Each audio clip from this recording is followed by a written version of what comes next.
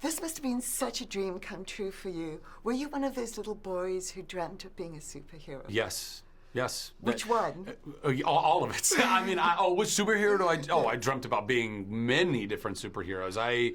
I read comics and still read some comics and graphic novels, and would jump around. You know, at one point I thought, ooh, Ambit, or and ultimately now I get to be Shazam, which I know I'm biased, so it's very difficult to probably trust every positive thing that's gonna come out of my mouth about this character. But I genuinely believe that this has become my favorite character, not just because I've gotten to portray him, but because of the amount of powers that he has, the fact that he's 14, that I get to play it like I'm 14, so I don't have to hold back the kid in me that's so giddy that I get to play this character. I mean, all of that is super wish fulfillment.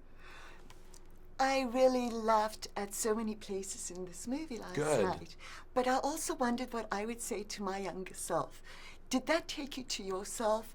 What message would you say to yourself if you could go back to your 14-year-old self? Oh man, love yourself, be patient with yourself, don't care what all of the other presumably cool kids think about you. None of that means anything. I think we spend so much time as kids worrying and stressing over things that mean nothing. The social constructs of high school, the cliques and what's cool and what's not, all that needs to go. That's where a lot of bullying comes from. I think a lot of bullies, and this is, you know, statistically, we know this, bullies were bullied. They're bullied at home, they're abused at home, whatever that is. A lot of these kids become bullies because coming up in school, it's not that they're picked on and hit. They're emotionally, psychologically, they're bullied because they're not accepted into the fold of what other people are, you know, consider, we're over here. And those kids who are being cool, somehow, they feel like they need to do that because they're lacking something in their life. Were you ever bullied? Oh, yeah, a lot, actually. Really? Yeah, I was a spazzy, nerdy kid. I mean, I wore my heart on my sleeve. I spoke my mind. I had no off switch. Some of the kids not liking me, I totally understand. Like, I was probably so, like, how intense I am right now, times that by like 100.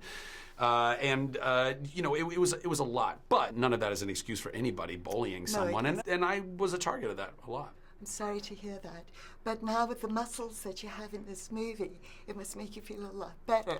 Are those real muscles? Yes, they are. I mean, the suit also has some fun augmentation and stuff in it, but I have definitely worked very hard to put on more muscle and strength than I've ever had in my life. And I want to continue on that journey because I want to keep inhabiting this character as best I can if we get the opportunity to do sequels. Did you keep the suit?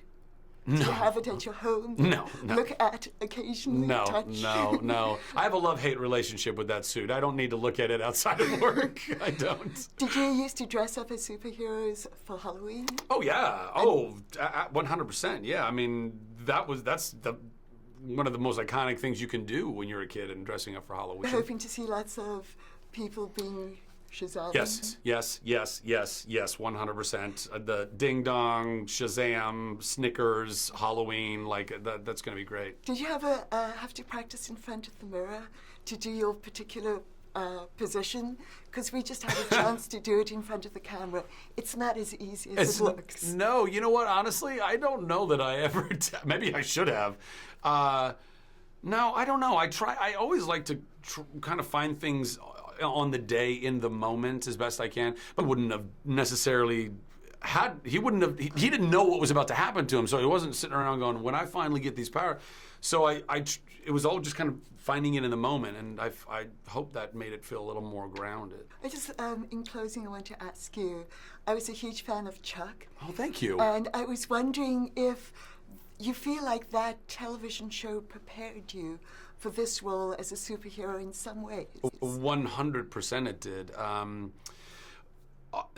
Chuck was an incredible blessing in my life, and something I'm very, very grateful for, and something I hope I get to continue in some way. I'd love to make Chuck movies one day. That's another conversation. But it was also very, very, very difficult. That show was 5 seasons of a very grueling schedule, and I was going through all kinds of things in my life and trying to juggle all of that. And that time built a lot of character in me and a lot of understanding, and I think helped me to be a better man and a better leader on and off set. And those are things I value very, very highly and wish to refine in myself as much as I can, as long as I can.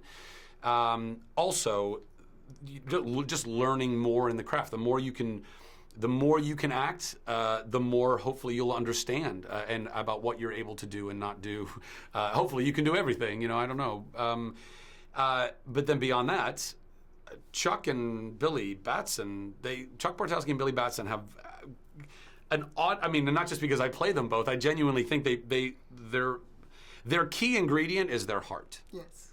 It's literally why the wizard chooses Billy. It's this purity of heart, and Chuck was the purest of hearts. He loved his family, he loved his friends, and literally wouldn't even use a real gun to stop bad guys because he was that pure of heart. He didn't even want to kill the bad guys. So that kind of, I think, was a part of that and teeing up this a bit. A lot of correlation there. Well, you have a great heart, and I laughed a lot. Thank you. Thank you very much. Thank you so much. I appreciate that. Thank you. Thank you for your time. Yeah, you too. Have a great